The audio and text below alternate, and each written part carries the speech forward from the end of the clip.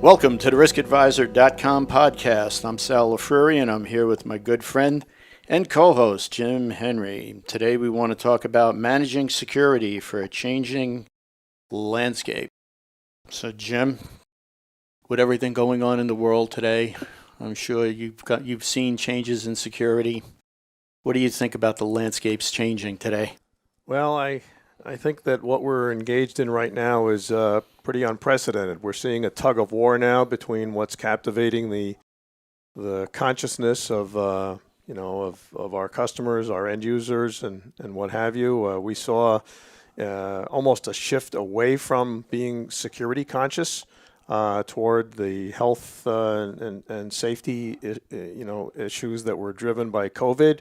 Then, of course, we had all the unrest of the past few weeks, and that was a reality check of, hey, we're in the security business, and obviously we can't abandon that. So now it's a balancing act, between health and safety and security, and neither extreme without the other is going to work. So the whole health and safety thing, right? I mean, we always used to worry about health and safety was trip and fall. Somebody fell down, cracked their head open, and yet that was the health and safety part of it. Today we're looking at, taking temperatures of people, wondering, what their medical conditions are. And you just kind of look at that and you go, do you really want to trust that to the guard services that you have and the personnel that you have? So that's kind of interesting. But anyway, so let's get to our guest, who probably have a lot more interesting stuff to talk about than us. Our guest today is Alan Stoddard. He's an experienced global technology executive with a long background in security and telecommunications. As the Vice President, General Manager of Verint's Situational Intelligence Solutions Business Unit for the past 4 years, and he has helped transform the VMS supplier into a global leader in delivering intelligence security solutions for mission-critical environments. He has a degree in aerospace engineering from MIT, and prior to Verint, he held senior level management positions with Honeywell Security, AMX, and Nortel Networks. He currently lives in New York State with his wife and 2 sons. Alan, welcome to the show. Sal, glad to be here. It's great to see you. So before you and Jim wind up taking over this, I got one question. Yeah. I told you I wouldn't trap you with a question, but I got to trap you with a question. And that is, with an engineering degree from MIT, when VCRs were big, did you know how to program it? I still know how to program it. That's what sons are for. That's why we have children, right?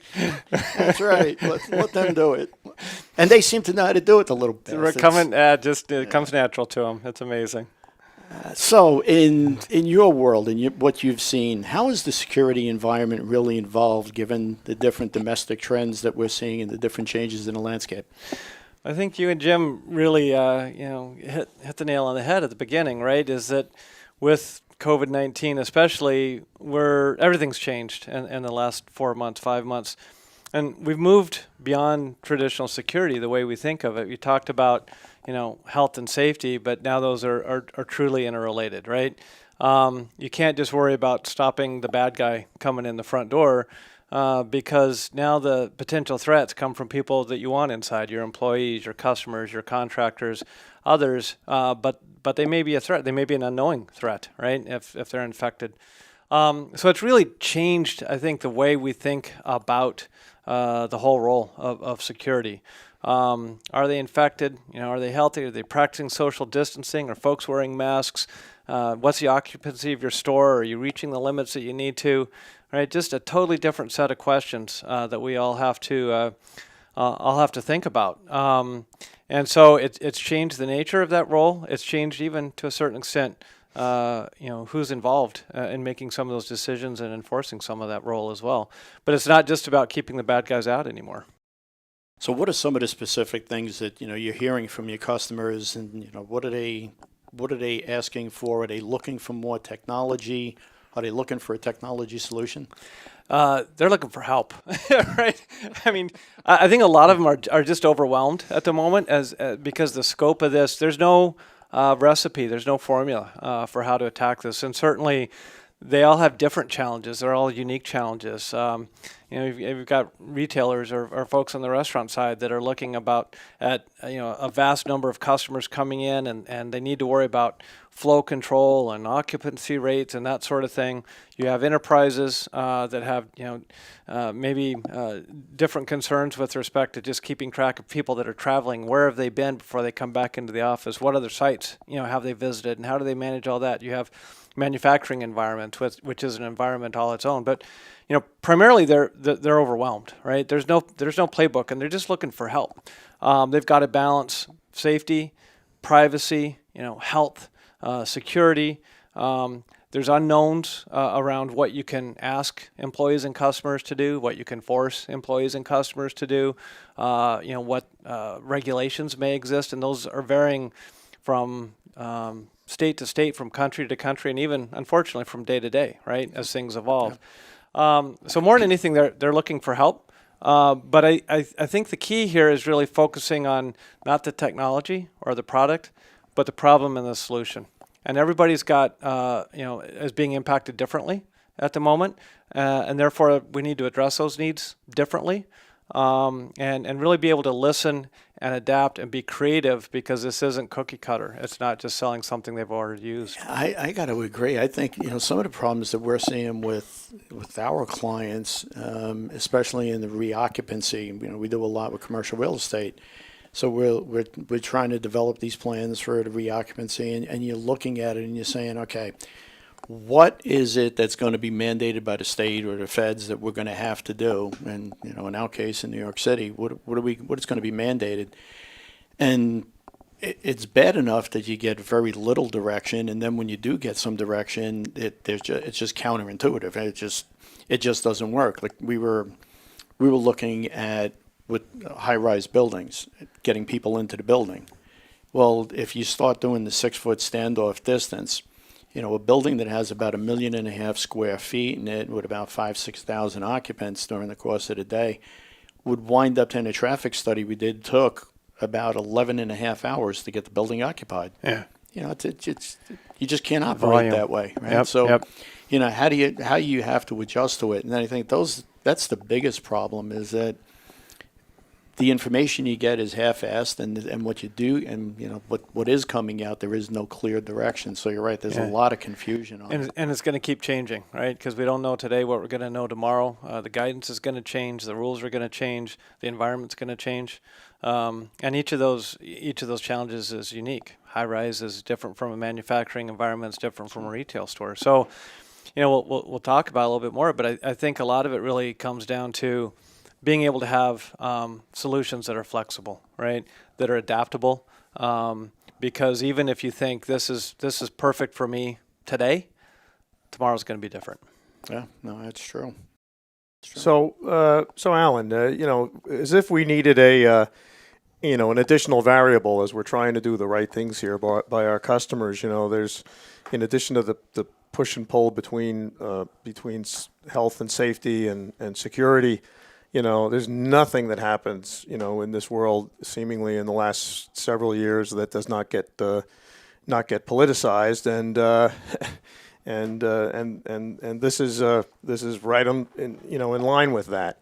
In fact, we have recently seen some proactive political action groups, driving censorship of First Amendment rights to free speech, which we really had never thought we would see in this country. Now we have some city councils that have, enacted bans on the use of some surveillance and investigation tools that law enforcement has used, including facial recognition.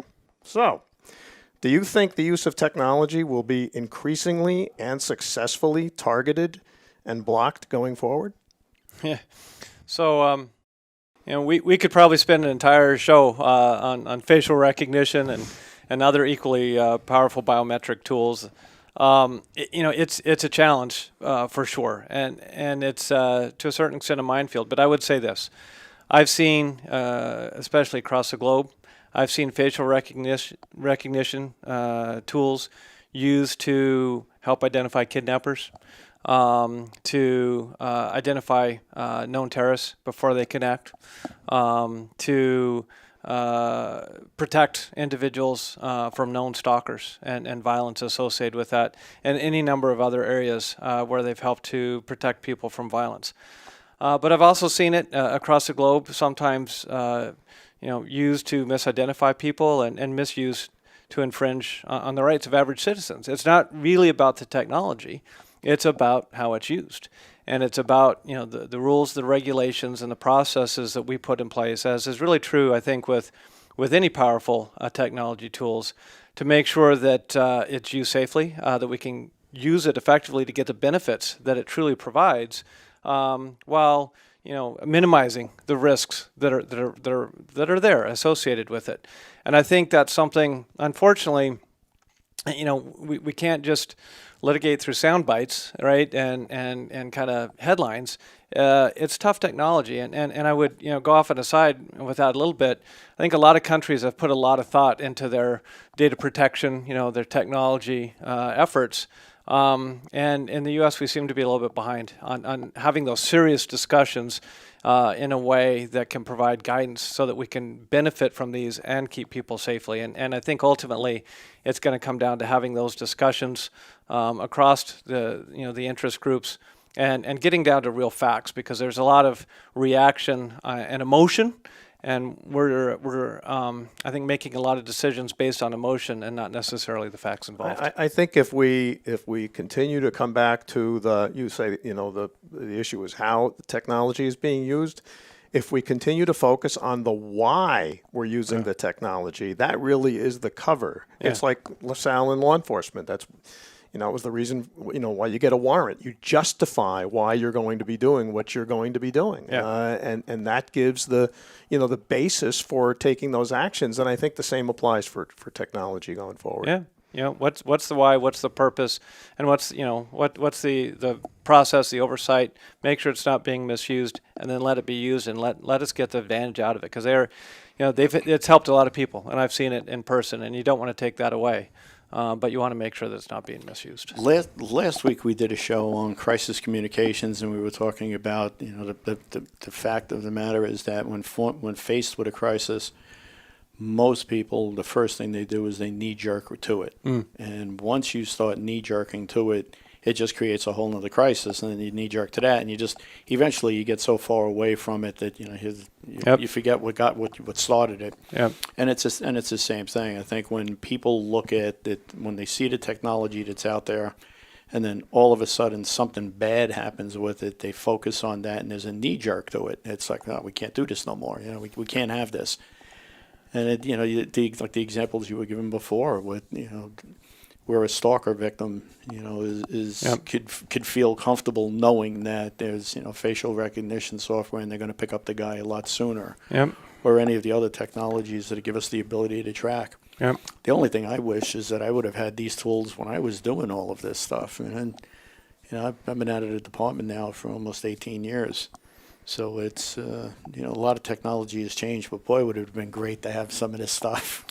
Oh, when you can identify a kidnapper in a matter of minutes, right? It's a matter of life and death, as opposed to, missing it entirely or spending hours or days, right, going through manual processes. So, but, I think it's just one of the things, people are adverse to change. And no matter what the change, and they're doubtful.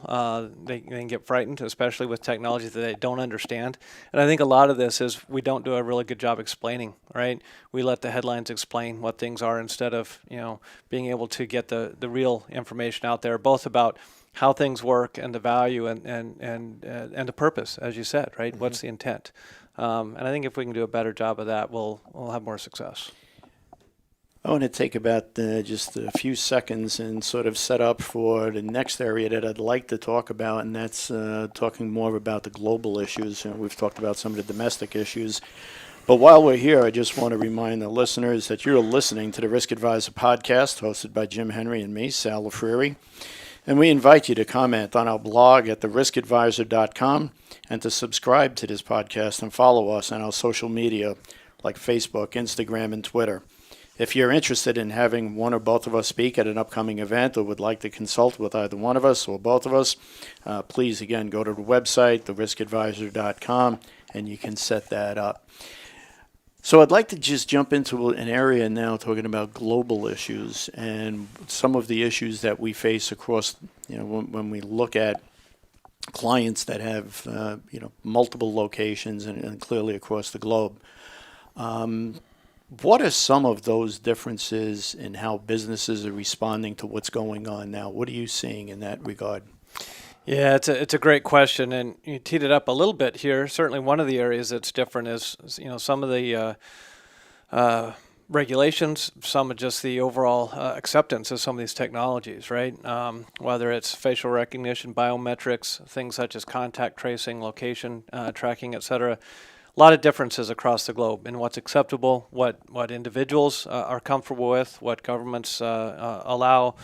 And from very, very strict regulations in Western Europe, for example, to very lax regulations elsewhere, to a very cautious approach on the part of people in the West, to a very accepting approach for a lot of citizens, elsewhere in the world. So certainly that acceptance and the ability to look at technologies and advanced technologies is one.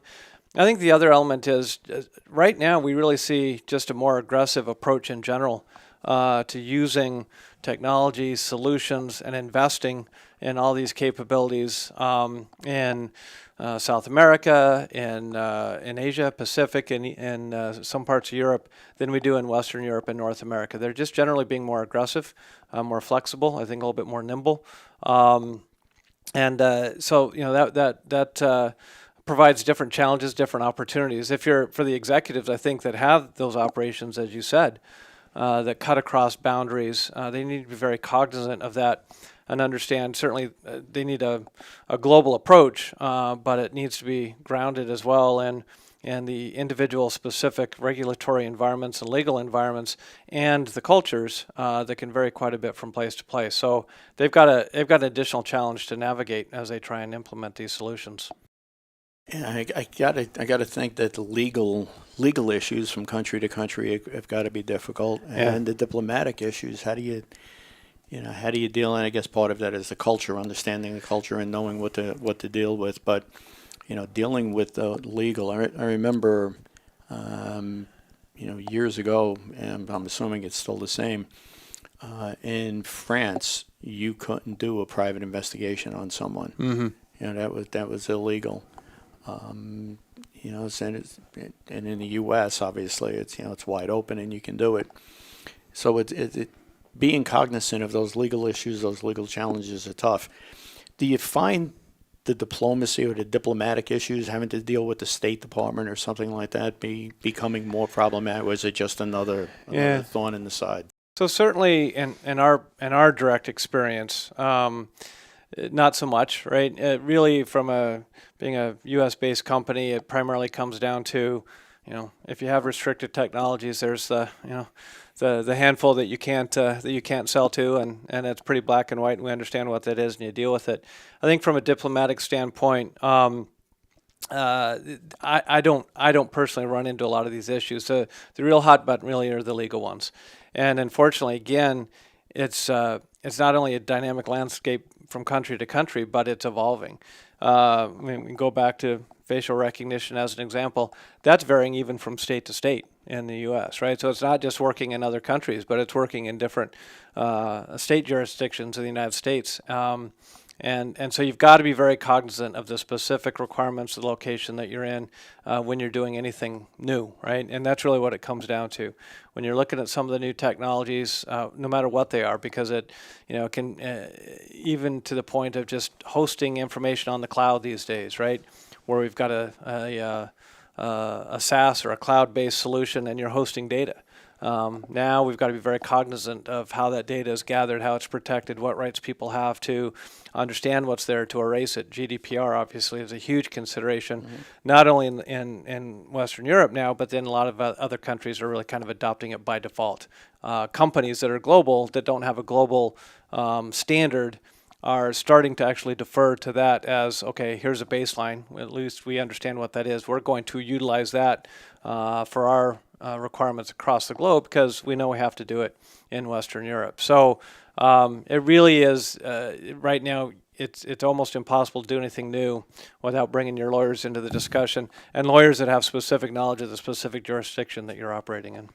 So is it another can of worms to actually looking at modifying technology platforms to conform to these different regions, or does that create more problems than it solves, and we're better off, with a homogeneous platform, and it's just what feature sets are enabled or disabled to accommodate the local laws and practices, so that you don't end up with all these variations of platforms out there? Yeah, so it's a great question. Certainly, as a manufacturer, we prefer the latter, right? We prefer a single platform, but really for a global company, as an example, that's what they prefer as well, right? They don't want to have different solutions, different products, even if they're related, but different loads, different versions, in the different parts of the world. That becomes challenging for them to implement, to support, to maintain. So our approach on that very much is one that is having a platform with the flexibility, right? Where certainly we've got a minimum set of capabilities. So for example, again, getting back to encryption and security, you absolutely want everybody to have that capability. But where features may or may not be deployed, whether it's just because of the needs in different regions or the legal requirements in different regions or the culture, as we talked about, you want to be able to have the platform be flexible enough to turn those on and off, but still have a single solution as an enterprise, with that global operation. You can manage that, but know that you don't have different platforms that you have to learn, that you have to train on, that you have to, buy and support. So our approach is very much around flexibility, right? And then being cognizant of the requirements and making sure that there's a comfort level, because sometimes just saying you can turn a feature off isn't enough, right? It has to be truly disabled in some way, shape, or form. So you've got to have it, go above and beyond sometimes to make sure that it meets those requirements of not being available, right? Just because somebody flipped a switch in the back room, right? But if you can do that, and if you can do that right, it really is, I think, the best of both worlds. So a lot of our listeners are security directors and chief security officers or chief information security officers. When you're dealing with multiple countries and you're dealing with multiple systems and different laws and legal, it's critical that you wind up having a company that has enough horsepower to be able to deal in each of those countries, so that you got that one point of contact. Unfortunately, we see it occasionally where they wind up going with a local vendor. Mm-hmm. And now you wind up with, 4 or 5 different systems. And it's bad enough when it happens with, here in the United States, but now you start dealing with this across the globe, and you get different systems. Any further suggestions, thoughts, comments on that about, if a security director has got 5 or 6 different locations? Don't do it. Don't do it. Quit. So, it really is. It's always that trade-off between, short-term pain or short-term gain and long-term pain. It's always the easiest thing to do, most expedient to say, somebody local, I'm not going to switch it out. We make an acquisition, we'll leave them on who they are. We'll have 4 or 5 different systems, and they're, it's a local supplier. Without fail, in the environment that we're seeing these days, as a global security director, you have to have a global view into everything that's going on. More than anything, it's because of the data that you want to be able to pull in. And we'll talk a little bit more about this, I think. But, security systems these days are really becoming about intelligence, right? And it is so challenging to gather that common set of intelligence from a lot of disparate systems. The impact on your operations, on your implementation, on your processes, on your support, on your training of disparate systems, they just accumulate over time and really grow exponentially. And so, there are tools that we can put out there where it's inevitable to help put a layer over top of that and shield some of those differences. But ultimately, I think you pay a price. And to the extent that you can build a common platform, again, adapting it as necessary to the local requirements that you might have, but have the same software, hardware capability across the globe, inevitably we've seen those companies be much more successful, quicker, faster, more efficient in the long term. So I really think that's the way to go. And I think one of the other things that we're starting to see in the trend, right, is that you're getting all of this intelligence data, or all of this data that we're collecting, Yeah. and looking at it as a form of intelligence.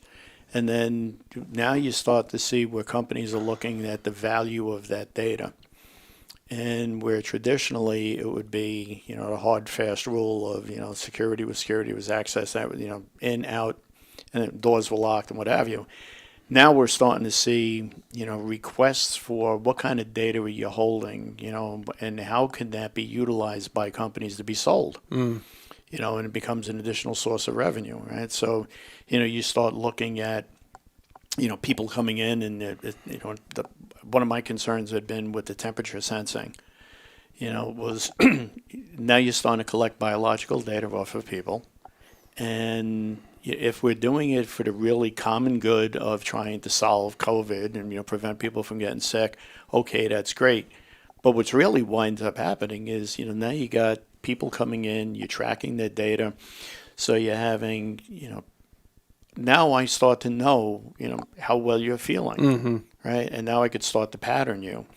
And when you start looking at biological variations of certain species, all of a sudden that becomes valuable data. And if I'm seeing that the temperature is 98.6 one day and 99.8 another day and 100 the next day, well, there's a pretty good. I can make some decent assumptions of what's going on, and I can take that and sell that data. And all of a sudden, that person's going to wind up getting a coupon to buy something. Right? It's that the ability with all of that data, and I think that's sort of the frightening part, because then collectively, with all of our experience, I think there's still times when we sit down and we read something and go, "Wow." Yeah. Well, I'm still constantly amazed at how well Google does in the micro-targeting their ads. To me, it's a scary concept, right? So it clearly is out there. But I think similar to the discussion on facial recognition and biometrics and technologies, it's all about what are you collecting that information for, and what are the rules and processes around which you're using it. I think if all of us were to say, we want to make sure that we don't have sick people coming into the building because they may, infect and kill people, that's a very fair use that most employees would absolutely sign up to if they felt very comfortable that's what it was being used for.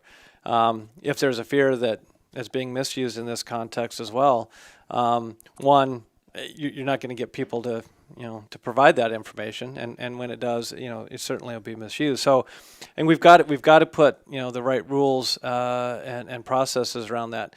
But it's also when you say that, I think we often there's wrong things to do, and you don't want to do that.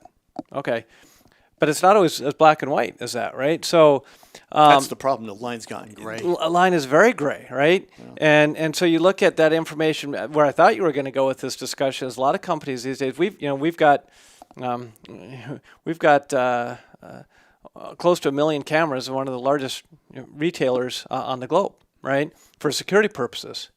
Well, when you've got all that square footage covered with security cameras, there's a lot of other things you can do with that information.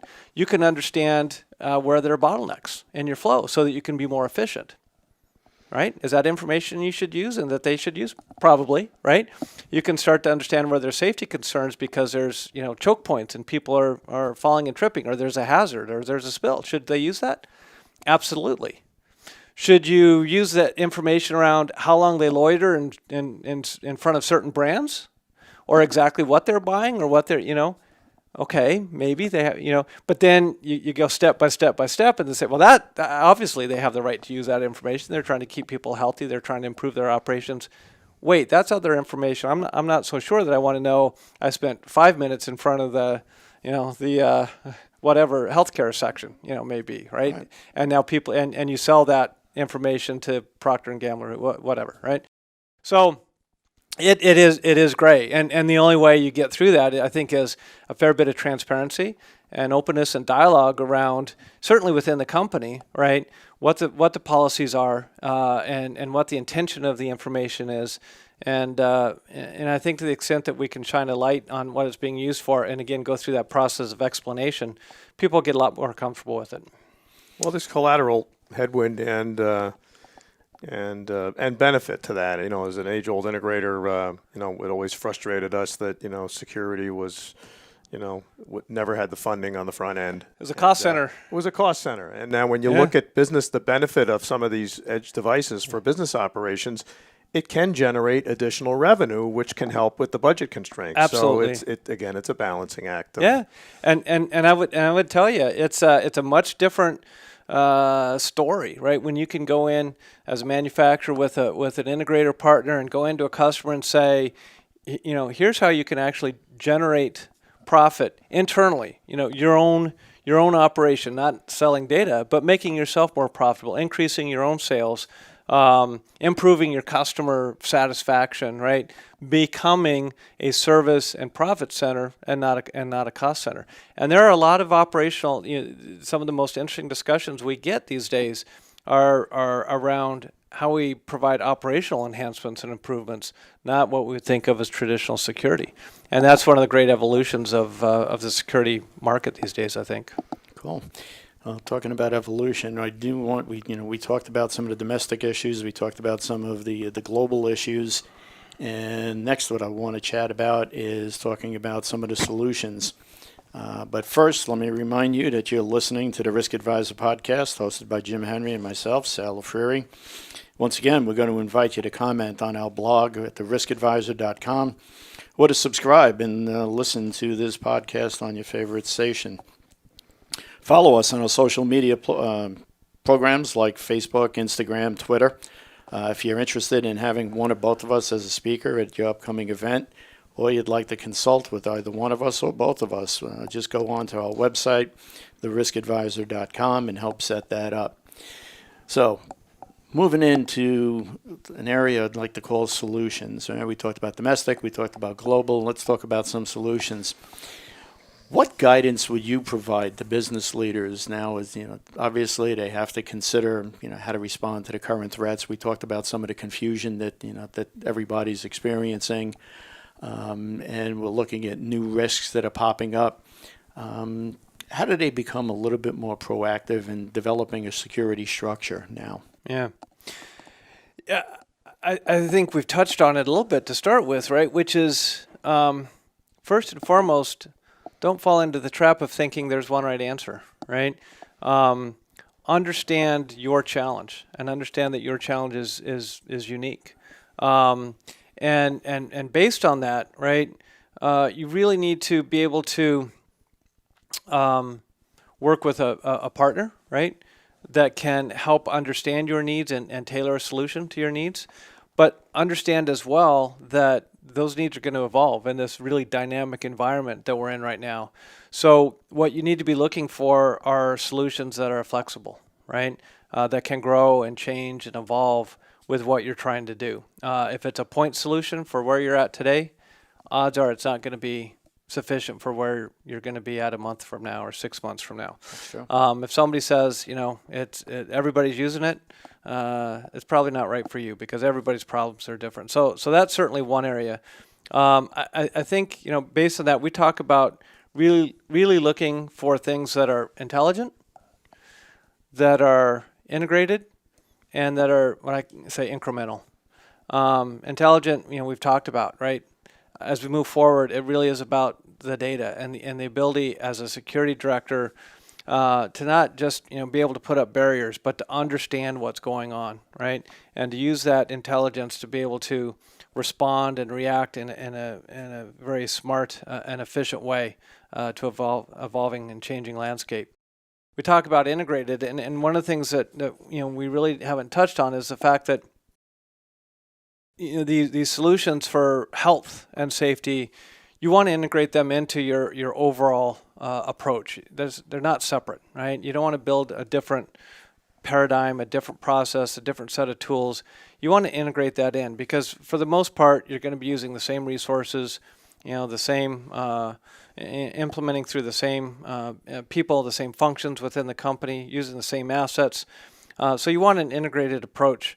More importantly, all these different technologies are part of the answer. The ability to pull in a thermal camera or just a temperature sensor, the ability to pull in data, right? Have somebody fill out a form on the web and say, I haven't traveled, I've taken my temperature, I'm safe. You want to be able to integrate that in. You want to be able to integrate that into your access control, right? To make sure, okay, we're only letting people in that we've had their temperature taken, they're good. We want to be able to integrate that into some internal management processes. So to really do this smartly, it needs to be intelligent, it needs to be integrated, and it needs to be incremental. And what I mean by that is essentially, you don't want to have to do a big bang, right? You've got a problem today, go solve that problem, right? And then grow incrementally as you need to, and make sure that the platform can support that. I think it's really important that facing this unprecedented challenge where we don't have formulas, we don't have recipes for how to solve them, where everybody's got, a different problem they're trying to solve, and where there are no, recipe books, and that's changing. It's very easy to not do anything, right? It's overwhelming, it's complex. Start somewhere, implement something that works and fits for your needs, but just make sure it's a solution that can grow and evolve with you in an incremental fashion. One of the things that Jim and I had talked about was with the FDA when they came out with the thermal cameras and they came out with the ruling. They said, okay, there's only one camera that's actually certified to do medical testing for a temperature, but go ahead if you want to use whatever you want to use, and we're not going to interfere as long as the emergency exists. Mm-hmm. And companies are going out and they were looking at, spending a couple $100,000 to get these thermal imaging cameras. And it was sort of being shoehorned into, a facial recognition system and an access control system. And it's, you look at it and you go, okay, you may think it's solving your problem today, but 6 months, 7 months, at some point, the emergency is going to be declared over. Yeah. And you're going to wind up, stuck with this equipment. Right. And then for your liability from one end switches totally to the other side. The other side. Why are you using this? Yep. It's not authorized. Yep. And so you've got to be flexible, and you've got to make, look at that up front, right? What investments you're making. And the key here, I think, is not the big bang approach, right? It's just, let's understand the basics. Some of it's real simple these days, right? Just a questionnaire. Where have you been? Are you feeling sick? Have you had any symptoms? Have you been exposed, right? Take your temperature, you self-declare, we've got that information, right? And as we were talking earlier, sometimes it's just about having, protecting against the liability. Certainly, we want to keep people safe, but we want to make sure that we're enforcing those processes as well and have traceability and auditability, to all of that we can go back and say, wait a minute, now they seem to be infected. What did they say on that day? Do we have any information that helps us understand, what part of the building they were in, et cetera, et cetera? So now we don't have to shut the whole place down. We can shut down their office, clean it, we're good. Yeah, I tell you, I said one of the important things that I think as an integrator all my decades is for us to always be reminding end users, just because you can do something doesn't mean you should do something. Yeah. And whenever you have a crisis, like this, you have out of the woodwork or all of the manufacturers with all sorts of widget solutions that's going to be the one size fits all. And obviously they're out there to sell their stuff. Yeah, 9/11, right? 9/11, right after 9/11. Right after 9/11. And and again, it's what you gain much more credibility with an end user when you displace, or help them in that position of being a goalie on a dart team with no pads, of being bombarded with all of this propaganda, from solutions providers. And integrators are, many times we've got decades-long relationships with end users, and I think we can help them with a seasoning of experience, having seen technologies come and go, manufacturers come and go, continue to say to yourself, what is in the end user's best interest, both short term and long term, and also the optics of the decisions that you are making to your employees, and to your customers. You really need to exercise wisdom, judgment, and not jump to the first shiny object that looks like it would be a potentially solving a problem. It really does require restraint and seasoned judgment. Yeah, and a perspective, right, and experience that they can bring to it, having a view to many manufacturers and over time, and then understanding as well, as you say, not just the current problem, but how you want to leverage that going forward. I think you're exactly right. Sometimes it's difficult just telling a client no. Yeah.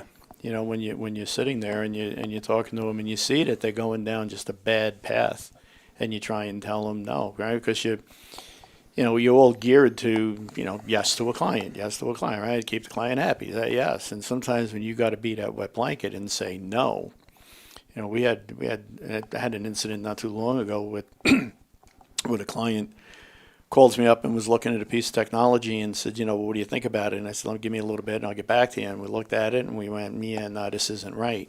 So we called him, yeah, this isn't right. And we explained why. And he was like, oh, okay. And then 20 minutes later, he calls and he had another piece of technology. And we look at that and I call him up and I'm like, oh, God, I was like dreading the call because I got to tell him he's 0 for 2. Yeah. And it's like, look, I'm not trying to ruin your day. I'm just trying to do the right thing for you and tell you, this isn't good. But if you tell them why, then there's a basis for, it's not just being prejudicial because you've got a favorite, supplier or whatever. Your rules of engagement, have to be clear and rational. And that's how you gain credibility and value as well, right at the end of the day. Right, you got to be able to balance it. So as we're getting ready to wrap up, clearly Verint's got an entire line of products that are out there. Any specific products that you really like, you think help solve problems? Yeah, well, we do, and certainly, we love to talk about them. And one of the products that we've got out there that I think is very pertinent today is our NowForce solution, which really we've developed into modified into a tool that's I think very powerful in dealing with these challenges with COVID and the ability to integrate systems to collate information from employees and really to tie together employees or citizens with security personnel and responders in kind of a holistic environment to make sure that everybody's getting the information they need when they need it, trackable and traceable, and can respond and provide support as necessary. So we're really very excited about that. But I would honestly step back and say what we're really would like to encourage people to look for isn't a product, but as a partner, right? And whether it's at the integrator side, whether it's at the manufacturer side, to your point, somebody that they can trust, help them navigate through these new challenges. Somebody who's got perspective and different tools that they can bring to solve whatever problem you have, as opposed to trying to shoehorn everything into a specific product. And certainly we try and be that trusted partner, trusted advisor. We work with a lot of integrators across the globe who do a very good job of that as well. And my guidance to folks out there that are working through this challenge and looking for solutions would be not to get focused on products, but to get focused on people and company. Look for good advice that they can leverage, and focus on solving problems, not buying products. Sounds like solid advice. No. Appreciate it, Alan. Thank you so much for being with us today. We really appreciate you taking the time and coming in to chat with us. We'd like to remind everyone they've been listening to the Risk Advisor podcast hosted by Jim Henry and me, Sal Lafreri. We're asking you to subscribe to this show and to like us on our social media sites like Facebook, Instagram, and Twitter. If you're interested in having one or both of us speak at an upcoming event or would like to consult with us, please go to the webpage, theriskadvisor.com, and you could easily set that up. Also, if you happen to know someone that would make a great guest, Again, go to the webpage, theriskadvisor.com, and make that suggestion to us. We'd love to hear from you. Remember, you can hear the show on all your favorite podcast platforms, YouTube, and of course, stream it at theriskadvisor.com. Thanks again for listening, and we hope you tune in next week.